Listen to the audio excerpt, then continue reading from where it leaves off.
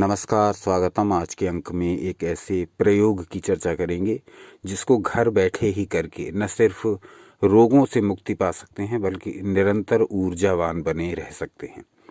प्राचीन काल में ऋषि मुनि इन ऊर्जा के प्रयोगों को भली भांति जानते थे और अपने ऊपर प्रयोग भी करते थे। उन्हें पता था कि प्रत्येक पदार्थ में ऊर्जा है, चाहे वो पृथ्वी का कण कण ही क्यों ना हो, चाहे वो मिट्टी हो, चाहे वो पत्थर हो, चाहे वो पेड़ पौधे हों। और उनको पता था कि किस प्रकार की ऊर्जा से किस प्रकार से काम लेना है ताकि पूरा जीवन भर स्वस्थ बने रहें। और यही कारण है कि वो दीर्घायु होते थे और पूरी उम्र स्वस्थ रहते थे। लेकिन आधुनिक समाज की विडंबना देखिए कि बहुत प्रकार का ज्ञान होते हुए भी, विज्ञान की इतनी उन्नति होते हुए भी भयंकर रोगों से पीड़ित हैं। और शायद ही कोई ऐसा घर हो जिसमें कोई ना कोई व्यक्ति किसी न किसी रोग से पीड़ित ना हो। कारण कि हमने अपनी जड़ों को भुला दिया। सनातन शास्त्रों में जो नियम थे भोजन के, आहार विहार के, आचार विचार के, उन सबको भुला दिया और अब जगह जगह भटकते फिर रहे हैं। कोई हमारी शंका का समाधान कर दे, कोई हमारे रोग का निदान कर दे। लेकिन कभी भी उन ग्रंथों की तरफ ध्यान नहीं दिया जिस विधि से ऋषि अपने रोगों को ठीक किया करते थे, अपने को रोगी होने से बचाए रख सकते थे।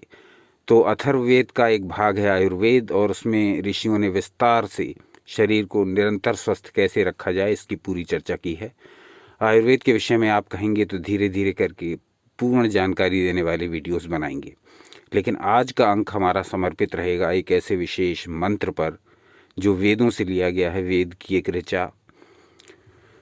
उसको हम कैसे अपने दैनिक जीवन में प्रयोग करके अपने रोगों को नष्ट करें और अपनी ऊर्जा को निरंतर बढ़ाते रहें, अपनी सकारात्मक ऊर्जा को बढ़ाते रहें और अपने रोगों को नष्ट करते रहें। एक ऐसा विचित्र प्रयोग जिसको यदि आप करके देखें तो इसके लाभों का अनुभव आपको स्वयं होगा। तो देखते हैं, ये प्रयोग भी हाथों से किया जाने वाला प्रयोग है। इससे पहले भी हमने हाथों के विषय में कुछ वीडियोस बनाए हैं जो हमारे हाथों में छुपी ऊर्जा को अपने दैनिक जीवन में कैसे अप्लाई करें इस विषय पर प्रकाश डालते हैं। तो आज भी हम इसी विषय का थोड़ा और विस्तार करते हुए, जैसा कि आप लोगों ने कहा था कि इस विषय में कुछ और मंत्र लेकर आइए, तो हम हाथों के विषय में निरंतर अनुसंधान कर रहे हैं और जैसे जैसे हमको ये प्रमाणित सामग्री मिलती जा रही है हम उसको देते जा रहे हैं और ये स्व अनुभव भी है। तो देखेंगे कि हाथों के विषय में हमारे शास्त्रों में क्या कहा गया है। और एक मंत्र बड़ा विशिष्ट है इस मामले में जो हम आपके समक्ष प्रस्तुत कर रहे हैं। आपकी स्क्रीन पर प्रदर्शित हो रहा है ये वेद की ऋचा, जिसको हम मंत्र भी कह सकते हैं, क्योंकि ये जैसे मन को त्राण देने का काम, मन को मुक्त करने का काम मंत्र करता है, उसी प्रकार से ये ऋचा भी हमें हमारे शरीर को रोग मुक्त करती है, हमारे मन को रोग मुक्त करती है।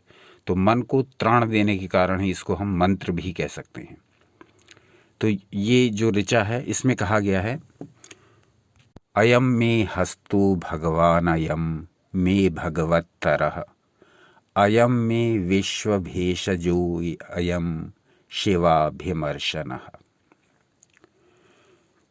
इसका अर्थ समझ लें और फिर इसका प्रयोग समझ लें।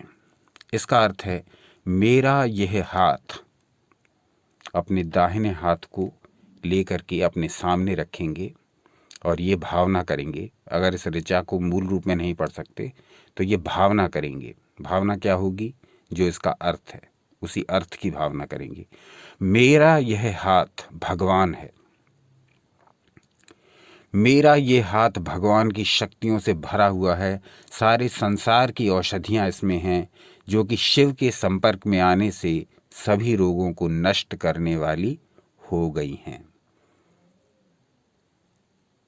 बहुत ही प्रभावशाली, बहुत ही शक्तिशाली ऋचा है ये, जिसको हम मंत्र की तरह प्रयोग करेंगे। मेरा यह हाथ भगवान है, मेरे इस हाथ में भगवान की सारी शक्तियां हैं, सारे संसार की औषधियां इसी हाथ में हैं जो कि शिव के संपर्क में आकर सभी रोगों को नष्ट करने वाली हैं। अपना दाहिना हाथ अपने सामने रखिए और अपने मन से ये भावना अपने इस हाथ में दीजिए। इस ऋचा का पाठ करके कम से कम 11 बार इस मंत्र का या तो पाठ करिए या 11 बार इसके अर्थ की भावना अपने मन में करिए।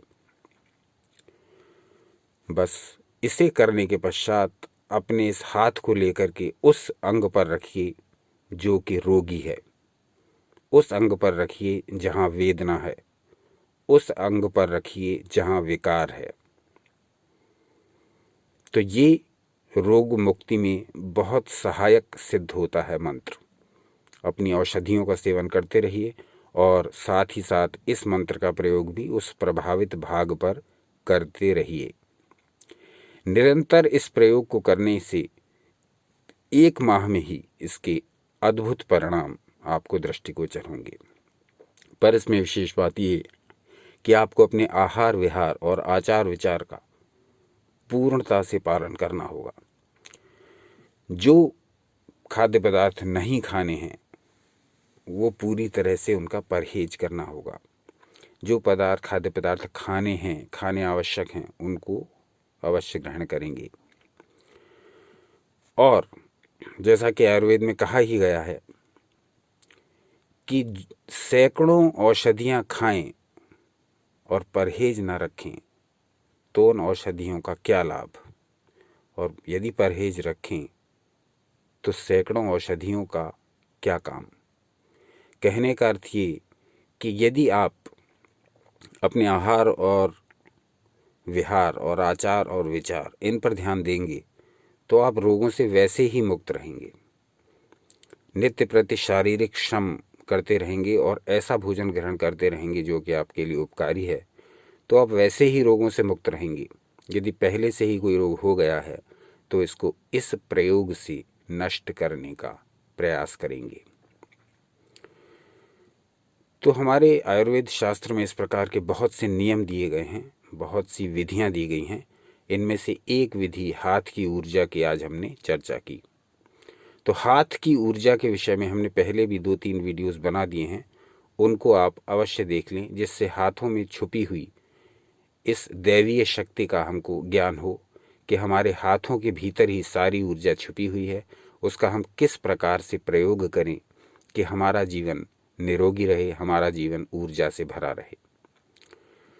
तो एक हाथ जब इस प्रयोग को करेंगे तो दाहिने हाथ को अपनी आंखों के सामने रखकर इस मंत्र को पढ़िए या इस मंत्र की भावना दीजिए।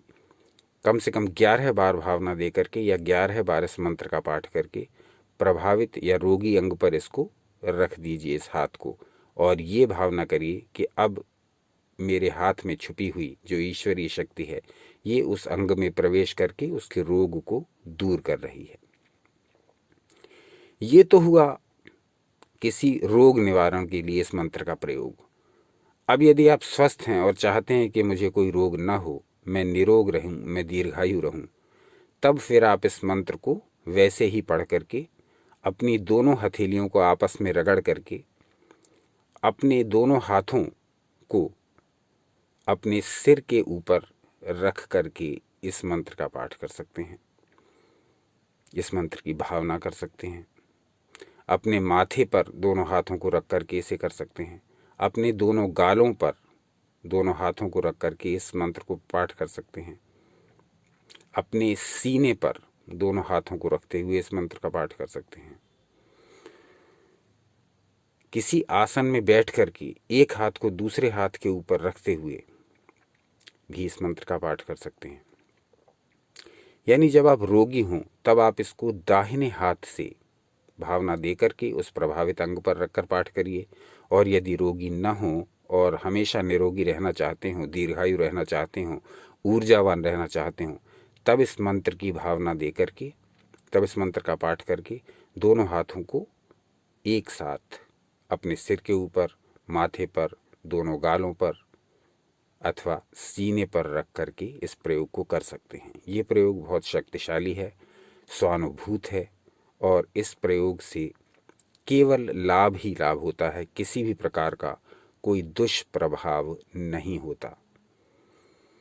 तो इस मंत्र को अपनाएंगे ऐसी आशा है। आगे और ऐसे निरंतर प्रयोग आपके समक्ष प्रस्तुत करते रहेंगे। आज का अंक कैसा लगा ये अवश्य बताइए, और कुछ जानना चाहते हो तो वो अवश्य बताइए। एक बार पुनः आपको मकर संक्रांति, पोंगल, बिहू पर्व की हार्दिक बधाइयाँ। सनातन शास्त्रों से जुड़े रहें, सदा आनंदित रहें।